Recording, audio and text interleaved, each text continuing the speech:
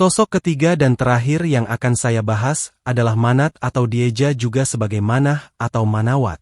Dalam bahasa Arab purba, kata Manat berarti membagikan atau mendistribusikan yang mana itu sesuai dengan perannya sebagai Dewi Nasib Baik, keberuntungan, malam, bulan, ramalan, dan kematian. Namun saya memiliki keyakinan bahwa Manat sebenarnya hanyalah sebuah julukan atau sebuah jabatan yang disandang sosok ini. Saya kemudian berusaha mencari tahu.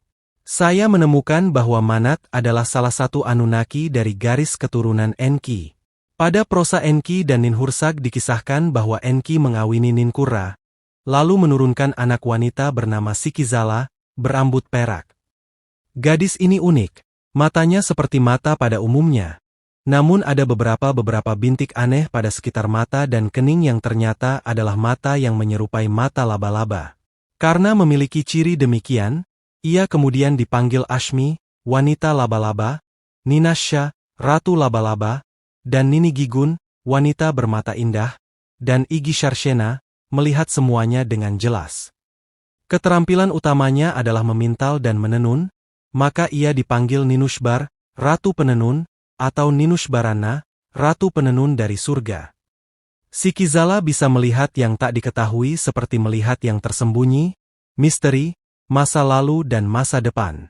Karena kemampuannya itu ia dipanggil sebagai Ninbuzur, penguasa misteri, Ninzudul, penguasa pengetahuan rahasia, Ninkidul, penguasa tempat rahasia, dan Ninshaga, dewi keberuntungan. Dalam mitologi Sumeria kuno ia lebih dikenal sebagai Utu. Pada kisah Enki dan Ninhursag, Enki berusaha menghamili Utu namun gagal, karena Utu melawan dengan berbagai tipu daya setelah ia mendapatkan nasihat dari Ninhursag. Ia kabur dari Enki menuju tempat pertapaan Ninhursag. Di tempat itu Ninhursag menyucikan Utu, membersihkan Utu dari benih Enki. Benih tersebut dibuang dan tumbuh menjadi berbagai jenis buah yang sebenarnya beracun. Pada kisah itu Enki akan mati karena memakan buah-buah tersebut, lalu dibangkitkan oleh Ninhursag. Yang tak dikisahkan dalam mitos tersebut adalah kisah pengungsian Utu oleh Ninhursag. Ninhursag membawa Utu keluar dari Shinar menuju negeri lain agar terhindar dari Enki. Ninhursag menyarankan agar Utu tinggal di sebuah gua yang jauh dari keramaian. Utu mulai saat itu tinggal di daerah yang dalam budaya kuno dikenal sebagai Tanah Nabatea, bagian dari Tanah Arabia kuno. Pada masa itu ia hidup sebagai seorang petapa. Gua tempat ia tinggal diberi medan energi penghalang yang membuat area tersebut menjadi tidak terlihat, karena ada pada lapisan vibrasi dan frekuensi yang berbeda. Untuk menjaga area sekitar, ia menciptakan makhluk berwujud laba-laba eterik untuk mencegah orang tak diinginkan memasuki area tersebut. Sebagian hidupnya hanya dihabiskan untuk bertapa, ia keluar hanya saat bulat hitam untuk makan, minum, atau sekedar melihat dunia luar. Ketika sedang berada di luar gua, mata tajam Utu melihat kejadian mengerikan itu, kejadian di mana Allah diseret oleh Mot dan dibuang ke Sheol hidup-hidup. Utu juga melihat kedatangan Anat yang kebingungan mencari putrinya. Merasa iba dengan pemandangan tersebut, Utu datang kepada Anat. Semula Anat merasa ia adalah ancaman. Setelah mengatakan kalau ia tahu kemana perginya Allah, Anat mulai melunak. Utu mengenalkan diri pada Anat sebagai Igi Sharshena, dia yang melihat segalanya dengan jelas. Saat itu Igi Sharshena menawarkan bantuan, ia akan pergi ke Sheol untuk mencari Allah sehingga Anat bisa menjaga tubuh Baal. Igi Sharshena masuk ke Sheol hidup-hidup. Ia mengambil segala risiko untuk dimangsa makhluk parasit dan merusak tubuh materialnya. Makhluk hidup seharusnya memang tidak berada di Sheol. Karena itu tempat bagi mereka yang telah mati atau perwujudan dari kematian itu sendiri. Mereka yang masih hidup tidak dapat tinggal di Sheol lebih dari 1000 hari alam Sheol, yang mana setara dengan 39 hari alam bumi. Lebih dari itu tubuh mereka akan mulai membusuk dan hancur. Jika mereka ingin bertahan lebih lama, maka mereka harus memakan buah pohon kematian dan menjadi penduduk Sheol. Sekali memakan buah tersebut, maka siapapun itu akan menjadi penduduk permanen. Sesampainya di Sheol, Igi Sharshena melepas kerudung yang menutupi kepalanya dan melepas gelungan rambutnya. Rambut wanita itu berwarna putih keperakan dan memancarkan cahaya seperti bulan purnama. Makhluk-makhluk parasit takut mendekatinya, karena cahaya terang tersebut. Untuk mempercepat pencarian, Iggy Sharshena menyebar kawanan burung hantu ciptaannya ke segala penjuru Sheol. Mengetahui bahwa pencarian ini akan memakan banyak waktu, ia memutuskan pergi ke pohon kematian untuk memakan buah dari sana. Saat hendak mengambil buah dari pohon, muncullah Mot dari dalam lubang pohon. Rupanya Mot selama ini bersembunyi di pohon tersebut. Mereka pun bertarung, Iggy Sharshena berhasil menjerat Mot dan menyegelnya dalam sebuah cawan.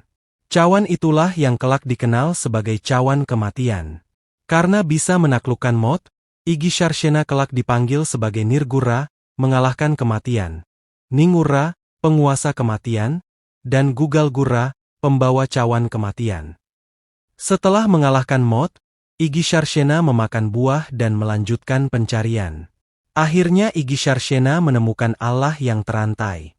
Kondisinya sungguh mengenaskan. Energi kehidupannya dimangsa banyak parasit astral dan tubuh fisiknya mulai membusuk. Iggy Sharshena mengusir para parasit astral dengan nyanyian atau mantra. Lalu dibuatlah sebuah kubah energi untuk melindungi Allah. Di dalam kubah tersebut, Iggy Sharshena memberikan buah pohon kematian pada Allah untuk dimakan. Ia juga mengatakan segala konsekuensinya. Allah pun memakan buah tersebut dan tubuhnya mulai pulih. Para parasit astral mulai menjauh, karena hawa Allah sudah selaras dengan hawa Sheol. Rantai yang mengikat kaki dan tangan Allah tidak bisa dipatahkan oleh Iggy Sharshena.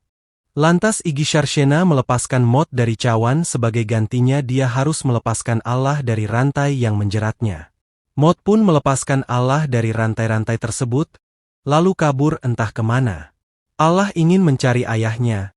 Iggy Sharshena bersedia menemani. Dalam perjalanan mereka bertemu dengan Shalim yang saat itu juga sudah menjadi penghuni tetap Sheol. Shalim mengatakan bahwa jiwa Baal telah pergi ke Sitra Ahra, atas sarannya untuk inisiasi dan pencapaian apoteosis. Iggy Sharshena dan Allah pun turut pergi ke Sitra Ahra. Sebelum memasuki alam Sitra Ahra, mereka dihadang oleh sosok bernama Lepachha. Sosok tersebut menginterogasi mereka, namun setelah mendengar bahwa Shalim yang merekomendasikan, mereka diperkenankan lewat. Niat awal mereka hanya menemukan Baal, namun karena didorong keinginan untuk bertahan hidup di alam-alam Kliphot, mereka mau tak mau harus melakukan inisiasi juga. Singkat cerita, Allah dan Iggy Sharshena telah sampai di Oreb Zarak. Setelah menyelesaikan inisiasi di sana, barulah mereka bisa menemui Baal. Baal kemudian mengungkapkan bahwa takdir Iggy Sharshena dan Allah terikat satu sama lain. Keduanya sama-sama telah ditakdirkan menjadi Tuhan dan berkuasa di hierarki spiritual bumi. Mereka harus melanjutkan inisiasi. Sebelum mereka melanjutkan inisiasi, Baal menciptakan kloning dirinya lalu memasukkan kloning itu ke dalam rahim Allah. Ketika memasuki Klipha Tagirion dan melakukan inisiasi di sana, mereka bertemu dengan sosok yang kita kenal sebagai Lucifugus Rovochalus, Lucifuge Rovocale, atau cukup Lucifuge.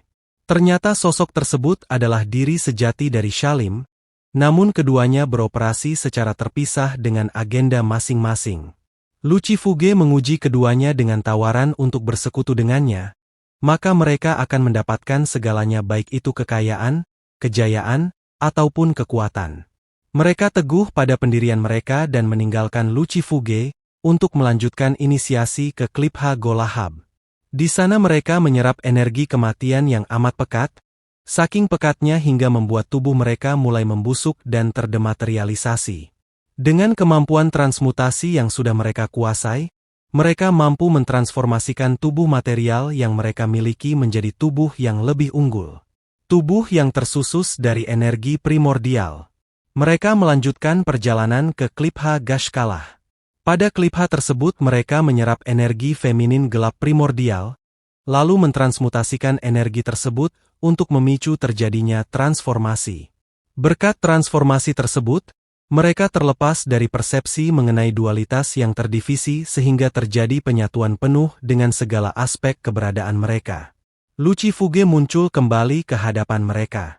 Kali ini bukan untuk menguji, melainkan membawa kabar bahwa Klipha Gashkalah adalah pemberhentian terakhir mereka.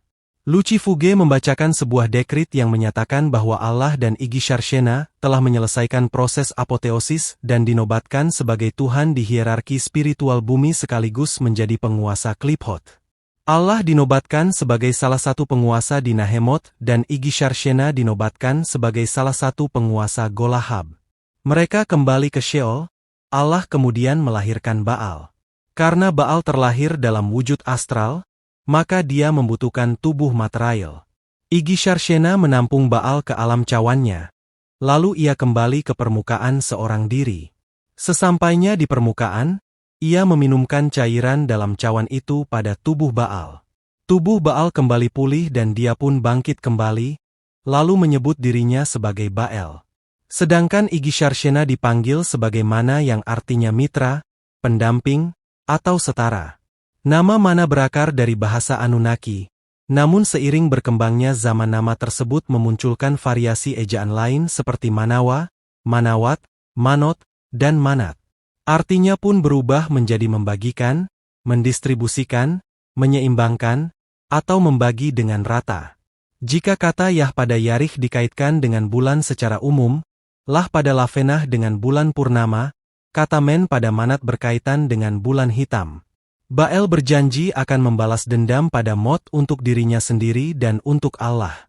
Karena sudah menjadi penghuni tetap Sheol, Igi Sharshena tidak bisa terlalu lama berada di dunia orang hidup, ia segera kembali ke Sheol untuk menemani Allah.